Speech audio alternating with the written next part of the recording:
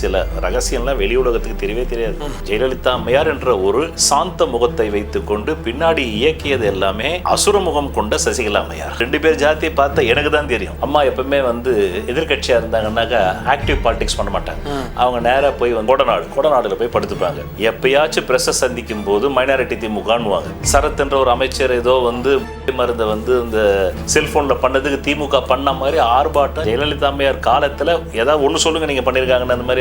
தற்போதைய மாண்புமிகு முதலமைச்சர் விஜய் போன்ற உச்ச நடிகர் இல்லை.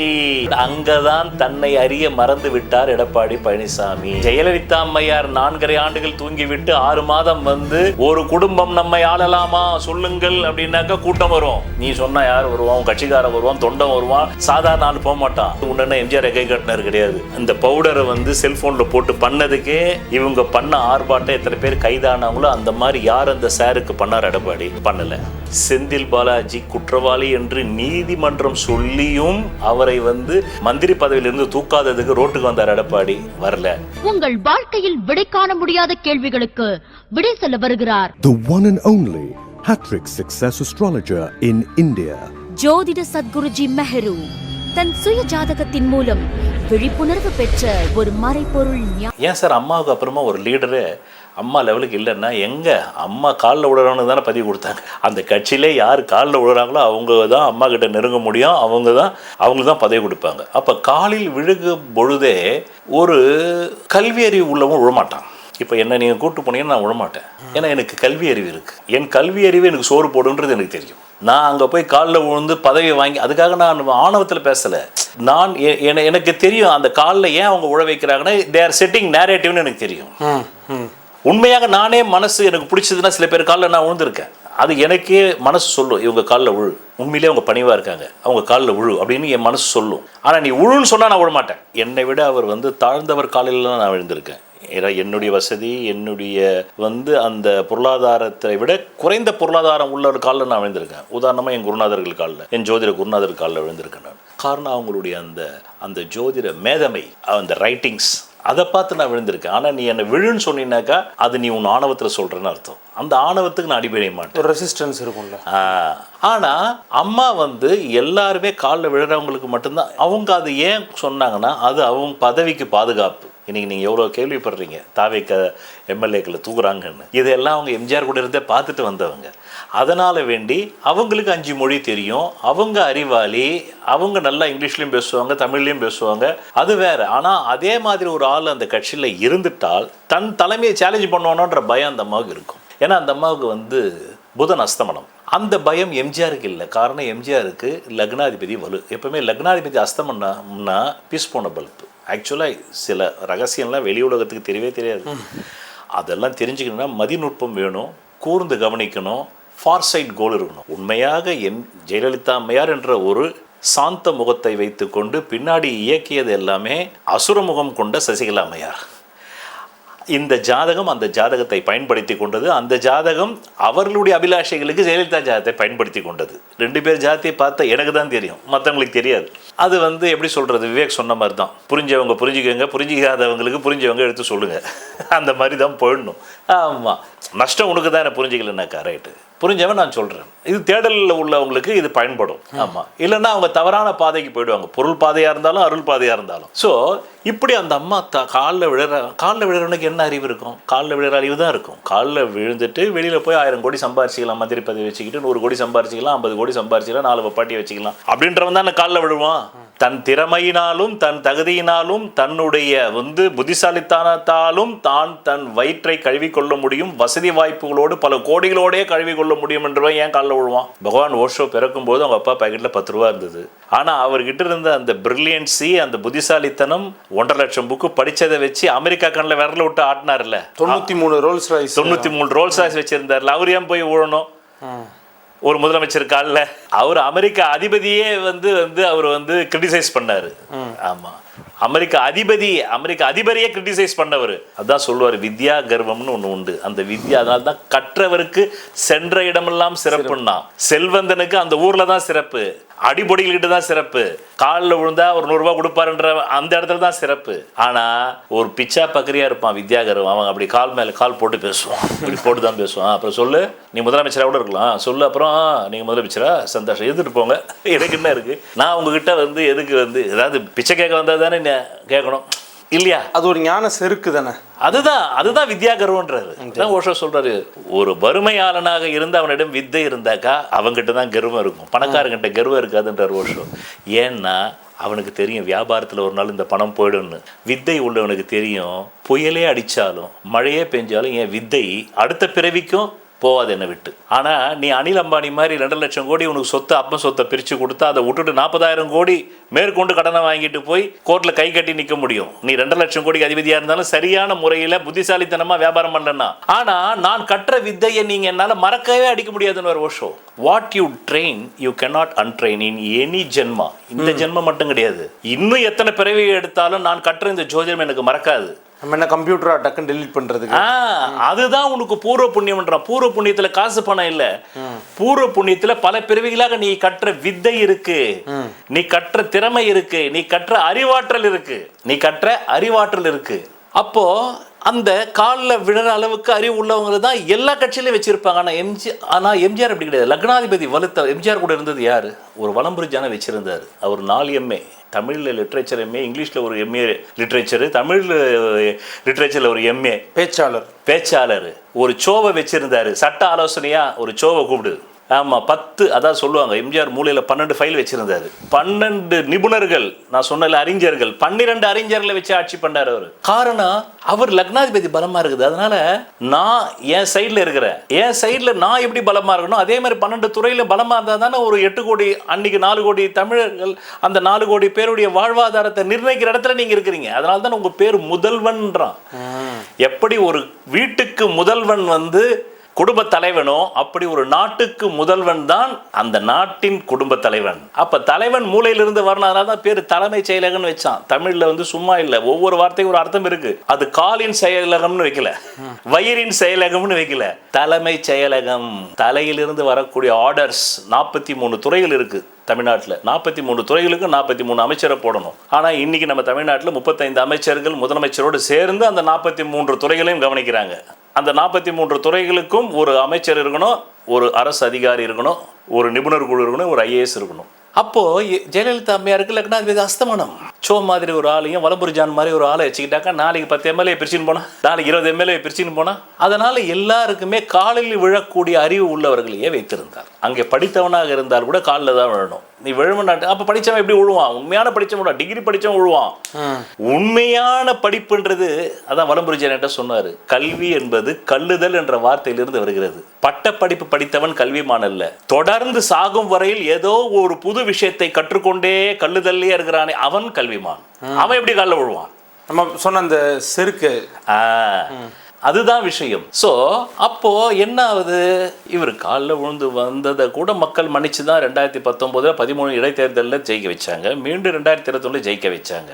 எங்க எடப்பாடி பழனிசாமி ஃபெயிலியர் ஆனார்னு சொல்லிட்டா, 2021 2026 வரலும் திமுக செய்த வானளாவிய ஊழல்கள் நான் சொல்றேன் பாருங்க. வானளாவி இன்னொன்று சொல்றேன், 2011 எலெக்ஷன் ரிசல்ட் நான் சொல்றேன், 200 தொகுதி 203 தொகுதி ஜெயிக்கிறாங்க. ஜெயிச்ச உடனே MK ஸ்டாலின் மீது ஒருவர் கம்ப்ளைண்ட் பதிவு செய்தார். சேஷாத்ரின்னு பேர், அவர் பேர். தேனாம்பேட்டையில் தன்னுடைய 1.5 கோடி ரூபாய் வீட்டை குறைச்ச மதிப்புக்கு மிரட்டி வாங்கினார். அதில் வந்து புகார் வந்து MK ஸ்டாலின், உதயநிதி ஸ்டாலின், இன்னொருத்தர், ஒரு 5 பேர் இருக்கு. அதில் ஃபர்ஸ்ட் MK ஸ்டாலின், 2வது உதயநிதி ஸ்டாலின். இவங்க என்னுடைய சொத்தை பறிச்சுட்டாங்கன்னு அப்போதான் அம்மா வந்து நில அபகரிப்பு சட்டம்னு ஒன்று போட்டாங்க 2011. அந்த லேண்ட் ஸ்கிராப்ல கொடுத்த உடனே MK ஸ்டாலின் அறிக்கை விடுறாரு, என்னன்னு வேணா என்ன கைது பண்ணுங்க, இது வந்து அரசியல் பழிவாங்கல். ஸோ அரசியல்வாதிகள் ஈஸியாக தப்பிச்சிருவாங்க, அரசியல் பழிவாங்கல்னு வாங்க. அவ்வளோதான். அரசியல் பழிவாங்கலாக இருந்தாக்கா அது எப்படி ஒரு புகாரா மாறி FIR போட முடியும்? ஆனால் மக்கள் நேரேட்டிவை நம்புறான். நேரேட்டிவ்ன்றது என்ன? நான் சொல்லும் என்னை காப்பாற்றிக் கொள்ளக்கூட நான் புரியப்படக்கூடிய ஒரு பொய் கதை. அது உண்மை இல்லை, அது உண்மை அல்ல. அப்போ அந்த பொய் கதையை மக்கள் நம்புறான். யார் நம்புறது? அந்த கட்சிக்குன்னு ஒரு கோடி பேர் இருக்கிறான்ல, அவன் நம்புறான். அந்த கட்சிக்கு எதிராக வாக்களிச்சவன் நம்பல, நம்பியிருந்தா தான் இந்த கட்சியை டிஎம்கே கொண்டு வந்திருப்பானே. அப்போ மு.க. ஸ்டாலின் மீது எஃப்ஐஆர் பதிவு செய்யப்பட்டது. பிறகு அவர் அவுட் கோர் செட்டில்மெண்ட்டு அன்றைக்கி மார்க்கெட் வேல்யூ வேணுமோ அதை கொடுத்து செட்டில் பண்ணார். இல்லைனா அன்றைக்கி அவர் ஜெயிலுக்கு போயிருக்கணும். ஸ்டாலின் மேலே கொடுக்குறாங்க, வேறு யார் மேலே கூட கிடையாது. நல்லா புரிஞ்சு, ஸ்டாலின் மேலே கொடுக்குறாங்க. ரைட். இப்போ இது சமாச்சாரம். இப்போ 2021-26 பெர்ஃபார்மன்ஸ் பண்ணலை எடப்பாடி பழனிசாமி. ஏன் பெர்ஃபார்மன்ஸ் பண்ணலை அப்படின்னு நான் அதிமுகவில் இருக்கக்கூடிய உயர்மட்ட நிர்வாகிகள்கிட்டே பேசியிருக்கேன். அவங்க 2 விஷயம் சொல்கிறாங்க. ஒன்று, இவர் ஜெயிலுக்கு பயந்துருக்கணும், இல்லை நமக்கு எதுக்கு வம்பு. அம்மா மாதிரி நம்ம எப்படி, அம்மா எப்பவுமே வந்து எதிர்கட்சியாக இருந்தாங்கன்னாக்கா ஆக்டிவ் பாலிடிக்ஸ் பண்ண மாட்டாங்க. அவங்க நேராக போய் வந்து கொடைக்கானலில் கொடைக்கானல்ன்றதை விட அந்த கொடநாடுல போய் படுத்துப்பாங்க. எப்பயாச்சும் ப்ரெஸ்ஸை சந்திக்கும் போது மைனாரிட்டி திமுகன்னுவாங்க. இதுதான் அந்த அம்மா வந்து 2006-11 வரலும் பண்ண அரசியல். ஆமாம், அவங்க கட்சி ஆளுங்களை விட்டு கூட பெருசாக போய் இந்த தர்ணா பண்ணுறது பாருங்கள். இப்போ வந்து அந்த சரத் என்ற ஒரு அமைச்சர் ஏதோ வந்து மருந்தை வந்து இந்த செல்ஃபோனில் பண்ணதுக்கு திமுக பண்ண மாதிரி ஆர்ப்பாட்டம் ஜெயலலிதா அம்மையார் காலத்தில் ஏதாவது ஒன்று சொல்லுங்கள் நீங்கள் பண்ணியிருக்காங்கன்னு அந்த மாதிரி எந்தம்மா உங்களுக்கு நினைவு இருக்கா? இல்லை. ஏன்னா பண்ண மாட்டாங்க. அவங்கள பொறுத்தவரை அவங்கக்கிட்ட 1% உண்மை இருக்குது, 99% நேரேட்டிவ் இருக்குது. இந்த 1% உண்மைக்கு எனக்கு ஓட்டு போட்டால் போட்டோம், எப்படி, அவ்வளோதான். பட் நீங்கள் சொல்கிறத வந்து பல பத்திரிகையாளர்கள் வந்து டிவி விவாதங்களில் சொல்லும் பொழுது கூட கடைசியில் ஒரு 6 மாதம் எலெக்ஷன் டேட் அனௌன்ஸ் பண்ண பிறகாக ஒரு அரசியலாக தான் அது இருக்கும். அது வரைக்கும் ஒரு ரெஸ்ட் மோட்லேயே அதிமுக போயிட்டே இருக்கும், ஒர்க் பண்ணுறதுல ஒரு ஷிஃப்ட் இருக்குன்னு தான் பொதுவான ஒரு கருத்து இருக்குது. அதுதான் உண்மை. அது ஜெயலலிதா அம்மையாருக்கு பொருந்தும். Because she is having a charismatic personality in cinema. அங்கே வேற மாதிரி ஃபார்முலா. எடப்பாடி சினிமா நடிகன் இல்லை. ஓகே. அதுவும் உச்ச நடிகன் இல்லை, ஜெயலலிதாவை போல் நடிகன் இல்லை. ஓகே. தற்போதைய மாண்புமிகு முதலமைச்சர் விஜய் போன்ற உச்ச நடிகர் இல்லை. ஜெயலலிதாவுக்கு எடுப்பட்ட அங்கதான் தன்னை அறிய மறந்து விட்டார் எடப்பாடி பழனிசாமி. ஜெயலலிதா அம்மையார் 4.5 ஆண்டுகள் தூங்கிவிட்டு 6 மாதம் வந்து ஒரு குடும்பம் நம்மை ஆளலாமா சொல்லுங்கள் அப்படின்னாக்கா கூட்டம் வரும். நீ சொன்னா யார் வருவான்? கட்சிக்காரன் வருவான், தொண்டன் வருவான், அந்த மாவட்ட செயலாளர் 1000 பேரை கூட்டு வருவான். சாதாரண ஆள் போக மாட்டான். அந்த அம்மா பார்க்கறதுக்குன்னே கூட்டம் போவோம். எப்பவுமே அந்த அம்மா வரமாட்டேங்குது. கோயில் விக்கிரகம் மாதிரி உள்ளே இருக்குது. உற்சவர் மாதிரி இந்த டைமில் தாண்டா வருது. அந்த அம்மா பார்க்கலாம்டா. ரோஜாப்பூ நிறமாக இருக்கிறாங்களா, மஞ்சள் நிறமாக இருக்கிறாங்களா, மஞ்சளும் ரோஜாப்பூவும் கலந்த மாதிரி இருக்கிறாங்களா. மேலும் சினிமாவில் இருந்தது எம்ஜிஆரால் கை காட்டப்பட்டது. உடனே எம்ஜிஆரை கை காட்டினார் கிடையாது. அந்த அம்மா கொள்கை பரப்பு செயலாளர் இருந்தாங்க, செங்கோல் கையில் கொடுத்தாங்க. ஷீ இஸ் ஆல்ரெடி, அந்த அம்மாவுக்குன்னே தனி ஃபேன் ஃபாலோவிங் இருக்குது. எடப்பாடிக்குன்னு என்ன ஃபேன் ஃபாலோவிங் இருக்குது? எம்ஜிஆருடைய ஃபேன் ஃபாலோவிங்கு அப்படியே கன்வெர்ட் ஆனது ஜெயலலிதா அம்மையாருக்கு. இந்த 2 பேருடைய ஃபேன் ஃபாலோவிங் கன்வெர்ட் ஆனது அவர் தான் எடப்பாடி. அங்குதான் தன்னிலை மறந்து விட்டார். இவர் இன்னைக்கு எப்படி திமுக ரோட்டில் இறங்கி சரத் என்ற அமைச்சரை ராஜினாமா பண்ணுன்னு போராடினாங்களோ, ஒரு சின்ன பவுடர், அந்த பவுடரை வந்து செல்ஃபோனில் போட்டு பண்ணதுக்கே இவங்க பண்ண ஆர்ப்பாட்டம் எத்தனை பேர் கைதானாங்களோ அந்த மாதிரி யார் அந்த சாருக்கு பண்ணார்? எடப்பாடி பண்ணலை. செந்தில் பாலாஜி குற்றவாளி என்று நீதிமன்றம் சொல்லியும் அவரை வந்து மந்திரி பதவியிலிருந்து தூக்காததுக்கு ரோட்டுக்கு வந்தார் எடப்பாடி, வரல. அப்போ கூட மக்கள்கிட்ட அவர் எதிர்கட்சி தலைவர் என்று மறந்துட்டு மக்கள்கிட்ட பரிதாபம் தந்தார். பாருங்க, என்ன போய் கொடநாடு கேஸ்ல சேர்த்துருக்காங்க, என்ன போய் சேர்த்துட்டாங்க பாருங்க. இந்த மாதிரி கட்சியை பார்த்துருக்கீங்களான்னாக்கா, எங்களுக்கு நீ பாதுகாப்பா இருந்து எதிர்கட்சியா இருப்பேன்னு உன்ன பண்ணாக்கா நீ என்னப்பா எங்ககிட்ட வந்து ஆதரவு கேட்குற? அதுக்கு தானப்பா உனக்கு 3% வந்து வித்தியாசத்தில் உன்னை தோக்கடிச்சு அம்மாவுக்கே நாங்கள் எதிர்கட்சியில் 61 கொடுத்து உனக்கு 66 தொகுதியை கொடுத்து உன்னை சட்டசபைக்கு அமிச்சா, நீ ஒவ்வொரு விஷயத்துக்கு ரோட்ல வந்து உட்காராம நீ என்னமோ வந்து மேல்நாட்டு இளவரசன் மாதிரி நீ பாட்டுக்கு வந்து அதுவும் 2021 ஸ்டாலின் பெருந்தன்மையா நீங்க அதே கிரீன்வே சாலையில் இருந்துக்கோங்க அப்படின்ட்டாரு. உடனே ஒன்று அதை தான் எனக்கு தனிப்பட்ட டவுட் உண்டு. ஒன்று அவர் ஸ்டாலினோட கொல்யூட் ஆகிட்டு இருக்கணும், ஒன்று ஸ்டாலினோட கொல்யூட் ஆகிட்டு இருக்கணும், அண்டர் கிரவுண்டில் டீலிங் வச்சிருக்கணும். சார் நான் எதுவும் பண்ண மாட்டேன், நான் எதுவும் அரசியல் பண்ணல, கடைசியில் ஒரு வருஷம் பண்ணிக்கிறேன்னு ஏதாவது காம்ப்ரமைஸ் போயிருக்கணும் எடப்பாடி. ஏன்னா ஆளுமே இல்லைல்ல. இப்போ அந்த அம்மாவுக்கு கரிஷ்மேட்டிக் இருக்கு, சினிமா கரிஷ்மேட்டிக். அதான் சொல்றேனே, தமிழ்நாடு பாலிடிக்ஸை நீங்க புரிஞ்சுக்கணும்னா hero villain politics, MGR Nambiar politics. MGR உயிரோடு இருக்கும்போது டிஎம்கேவை வந்து நம்பியாரா பார்த்தான், எம்ஜிஆரா பார்த்தான். ஜெயலலிதா அம்மையார் காலத்தில் வந்து அதே நம்பியார் வந்து டிஎம்கே, அதே எம்ஜிஆருடைய வழிகாட்டல வந்த வாரிசு வந்து அதிமுக. ஹீரோ வில்லன் பாலிடிக்ஸ் தான் வந்து 2026 தேர்தலுக்கு முன்னாடி நாள், அந்த தேர்தல் நாளான 23 ஏப்ரலுக்கு முன்னாடி 22 ஏப்ரல் வரலும் Tamil Nadu politics hero villain politics. நீங்க கூகுளில் போய் தட்டி பாருங்க. இந்தியாவிலேயே சினிமா மோகமும் வெறி பிடித்த ரசிகர்கள் வந்து எந்த மாநிலத்தில் இருக்கிறான்னாக்கா, number 1 Tamil Nadu, number 2 Andhra, number 3 Karnataka, number 4 Kerala. சவுத்தை மொத்தமாக கொண்டு வந்துட்டீங்களே உள்ள. ஆமாம், சவுத்துலேயே தமிழ்நாடு தான் நம்பர் 1. தமிழ்நாடு தான் நம்பர் 1. அப்போ இந்த 2001 2026 வரல எந்த மக்கள் பிரச்சனைக்குமே எடப்பாடி வந்து ரோட்டில் வந்து தர்ணா பண்ணாம தன் சொந்த பிரச்சனைக்கு மக்கள்கிட்டே வாழ்றாரு. என்ன பாருங்க, போய் கொடநாடு வழக்கில் வந்து சேர்த்துட்டாங்க, அதுக்கு நாங்க வந்து போராடணும் அதுக்காக உன்னை நாங்கள் சட்டசபைக்கு அமிச்சோமா 66 MLA கொடுத்து யார் அந்த சாருக்காக பேசுவியா? செந்தில் பாலாஜியை வந்து தூக்கி வந்து நீ ராஜினாமா பண்ணுன்றதை பத்தி பேசுவியா? நீதிமன்றமே சொல்லிடுச்சு அவரை கைது பண்ணுன்னு சொல்லி பண்ணாம அவரை வந்து வச்சுக்கிட்டு இருக்காங்க, நாடகம் ஆடுறாங்க, அதுக்கு நீ இறங்கி வந்து பேசுனியா? அதுவும் பேசல. திருப்பரங்குன்றம் உன் பேரு பழனிசாமி, அந்த பழனிசாமி பேர்ல உள்ள கடவுள் தான் பழனி முருகன், அந்த முருகன் தான் வந்து திருப்பரங்குன்றம் முருகனுக்கு தீபம் ஏத்தலாம்னு சொல்லி கோர்ட்டு சொல்லுது. சிறுபான்மையினருக்கு வந்து ஓட்டுக்காக, முஸ்லிம்கள் ஓட்டுக்காக வந்து அதை பண்ணி அப்ப இந்த பழனிசாமி எங்கே போனார்? வந்தாரா? ரோட்டுக்கு வந்தாரா? அந்த முருகனுக்காக, முருகன் பெயர் உள்ள இந்த எடப்பாடி பழனிசாமி வரலனாக்கா எதுக்குங்க வந்து மக்கள் அவருக்கு ஓட்டு போடணும்? நானும் ஒரு முருக பக்தன் தான், நான் மேஷ லக்னம், முருகனுடைய அம்சம் தான், என் நட்சத்திரமே கார்த்திகை, முருகனை வளர்த்த பெண்களுடைய நட்சத்திரம் தான். உன்னை நாங்கள் எதிர்கட்சி தலைவராக அமைச்சதுக்கு அட்லீஸ்ட் திருப்பரங்குன்றத்திலேயாவது நீ எதிர்கட்சியா வந்து செயல்பட்டு திமுகவை தோக்கடிச்சிருந்தா கூட உனக்கு ஓட்டு போறதுல ஒரு நியாயம் இருக்கு. எதையுமே செய்ய மாட்டேன். நீ வந்து யார்? நீ முதல்ல ஹூ ஆர் யூ? நீ ஜெயலலிதா கிடையாது. You are not a Jayalalithaa, you are not MG Ramachandran, you are not a charismatic leader, but also why Tamil Nadu people supported you. You will stand for Tamil Nadu people as a எதிர்கட்சியா நிப்பன்றதுக்காக போட்டான், ஆப்போசிட் பார்ட்டியா நீ நிப்பன்றதுக்காக போட்டான். நீ எங்க நின்ன? எந்த ஒரு விஷயத்துல நீ நின்ன? திருப்பரங்குன்றத்திலே நிக்கல, யார் அந்த சார்லயும் நிக்கல, செந்தில் பாலாஜி வழக்குலயும் நிக்கல, 4500 கோடி வந்து மணல் ஊழல்ல நீ நிக்கல. உனக்காக ப்ராக்சிஸை வச்சு யூடியூபரை பேச வச்ச. இப்படியா அந்த அம்மா செய்வாங்க? இப்படி அந்த அம்மா செய்வாங்க?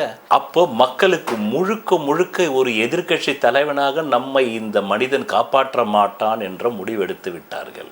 எந்த இஷ்யூக்கு நீ வந்த 2001 2026 வரலாம் எனக்கு தெரிஞ்சு இந்தியாவிலேயே அதிக ஊழல் நடந்த ஒரே மாநிலமாக தமிழ்நாடு தான் இருக்கும். 1000 பிரச்சனை. நீ வந்து 10 நாளுக்கு ஒரு ரோட்டுக்கு இறங்கியிருக்கணும். ஒவ்வொரு பிரச்சனைக்கும் வந்து வெளியே வேங்க வயலுக்கு நீ வந்தியா? வரல. எதுக்கு உனக்கு ஓட்டு போடணும்? ஜெயலலிதாவுக்கு மக்கள் ஓட்டு போட்டாண்டான்னா அதுக்கு காரணம் திமுகவுடைய கருணாநிதியவே கூட கைது செய்யக்கூடிய பெண்மணி அப்படின்ற அந்த நேரேட்டிவ் அந்த அம்மாவுக்கு இருந்தது. அதுதான் 1% உண்மைன்னு சொன்னேன். நீ வந்து 2017 to 2021 அவங்க கடற்கரையில் வந்து இடம் கேட்குறாங்கன்னாக்கா நீ முதல் நாள் கொடுக்க மாட்டேன், அது கேஸில் இருக்குது, 2வது நாள் கொடுத்துட்டு நீயும் சாவில் போய் நிற்கிற. இப்படி மஞ்சப்பைய கையில் வச்சுக்கிட்டு இப்போ போய் ஜெயலலிதா நிற்பாங்களா? ஹீரோ வில்லன் பாலிடிக்ஸ் போயிட்டு இருக்கு சார். இங்க ஹீரோ ஏடிஎம்கே, வில்லன் டிஎம்கே. அப்போ வில்லன் சாவுக்கு நீ ஏன் போற?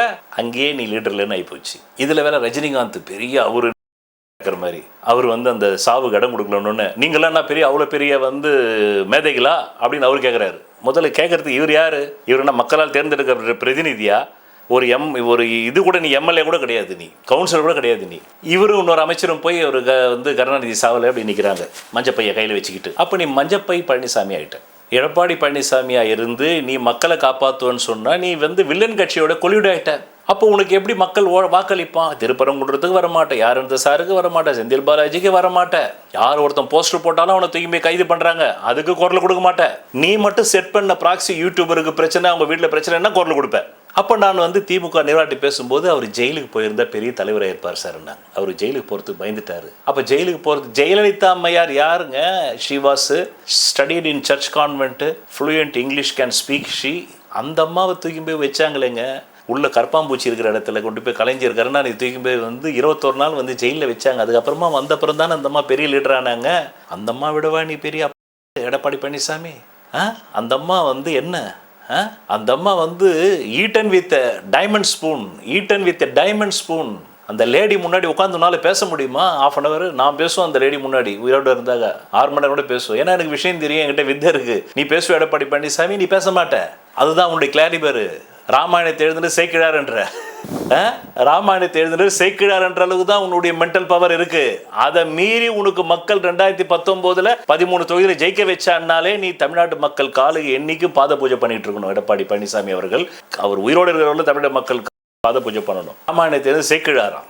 ஒரு கூகுளை தட்டி பார்த்து கூட தெரிஞ்சிக்க முடியல. உன்னை பேசுறதுக்கு 1/2 hour முன்னாடி கூகுளில் ராமாயணத்தை எழுதி யாருன்னு வாய்ஸ் மெசேஜ் போட்டாலே கம்ப ராமாயணமா, இந்த ராமாயணமா, துளசி ராமாயணமான்னு பல ராமாயணத்தை கொடுக்காது. வால்மீகி ராமாயணமா, கம்ப ராமாயணமா, இப்படி ஒவ்வொருத்தரும் எழுதியிருக்காங்க. கடைசியில் ராஜாஜி கூட எழுதியிருக்காரு. ஒரு ராமாயணத்தினை எழுதின ஆள் என்னன்னு சேக்கிழார் என்ற அளவுக்கு அறிவு உள்ள ஆளைத்தான் அந்த அம்மா வச்சுட்டு போயிருக்குது. இதே அறிவு தான் அங்கே உள்ள 234 தொகுதி எம்எல்ஏக்கும் உண்டு. எல்லாருக்கும் நோட்டு என்ன தெரியும்? நோட்டு மிஷினை வாங்கி வச்சுக்கிட்டு 4 இதுதான் ஏடிஎம்கே. அந்த அம்மா வந்து தன்னுடைய பலத்தில் அந்த கட்சியை ஜெயிக்க வச்சுது. அந்த அம்மா மாதிரி நீ இல்லைன்னா கூட பரவாயில்லைன்னு தான் முன்ன 2021 3 சபையில் ஜெயிக்க வச்சா. நீ எதுவுமே வரமாட்டேன். இந்த நடிகைகள்லாம் வந்து தேர்தல் அப்போ வந்து ரோடு பெருகிற மாதிரி நீ யார் கூட சண்டை போட்டுக்கிட்டு இருக்க? உதயநிதி கூட பால் டாயில் குடிச்சது சொல்லிட்டா அப்படின்றாரு. செங்கோட்டையா உன் கதையை விடட்டா? உனக்கு யார் போட்டி? செங்கோட்டைனா உனக்கு வந்து உதயநிதி ஸ்டாலினா, உனக்கு வந்து ஸ்டாலினா? உன்னுடைய அதான் சொல்கிறான் வெள்ளக்கார ஃபிக்ஸ் யுவர் எனிமின்றான். நீ ஃபிக்ஸ் பண்ணுறதே செகண்ட் கேட்டகரேட்டு தேர்ட் கேட்டகரி எனிமையை ஃபிக்ஸ் பண்ணிகிட்டு இருக்கியா? அப்போ உன் அறிவு அவ்வளோதான். அதுக்கான பரிசு தான் நீங்கள் கேட்டீங்க 2026 ஏன் ஒவ்வொரு முறையும் திமுகவுடைய ஆன்டி இன்கம்பன்ஸே ஏடிஎம்கே வந்து அறுவடை செய்யவில்லை என்றால், இந்த 2021 2026 வரலும் எந்த மக்கள் பிரச்சனைக்கும் தெருவுக்கு வந்து போராடுறது மட்டும் கிடையாது, உன் போராட்டத்தை பார்த்து அவர்கள் வாபஸ் பெற்று இருக்க வேண்டும். திருப்பரங்குன்றம் விஷயத்தில் யார் அந்த சாரில் உண்மையை கொண்டு வந்திருக்க வேண்டும். இப்ப அழுத்தம் கொடுக்குறாங்கல்ல தாவேக்காவுக்கு, சரத்தை வந்து நீ ராஜினாமா பண்ண வைன்னு ஜெயிலுக்கு போறாங்கல்ல.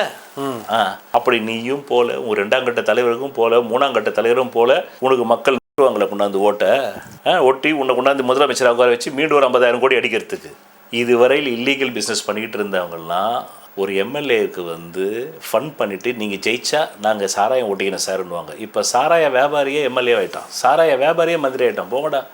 சொல்வதெல்லாம் பலிக்கும் அபூர்வ வாக்கு சக்தி பெற்றவர் மெஹ்ரு அவர்கள். உங்கள் வாழ்க்கையில் பணம், புகழ், பதவி, திருமணம், குழந்தை பேரு, உயர்கல்வி, வெளிநாட்டு யோகம், கலைத்துறையில் வெற்றி, அரசியலில் வெற்றி போன்ற இன்னும் எண்ணற்ற உங்கள் வாழ்வின் கேள்விகளுக்கு ஒரு மனிதன் அவன் ஜாதகத்தை எப்படி அறிந்து கொள்வது? கான்டாக்ட் ஜோதிட Sadguruji Mehru. Address Quality Complex, first floor, new number 45, wall number 12, Arunachalam Road, Saligramam, Chennai 93. Phone 0442376072. Contact 9952959962, 98409 57612. Website www.srimehru.org.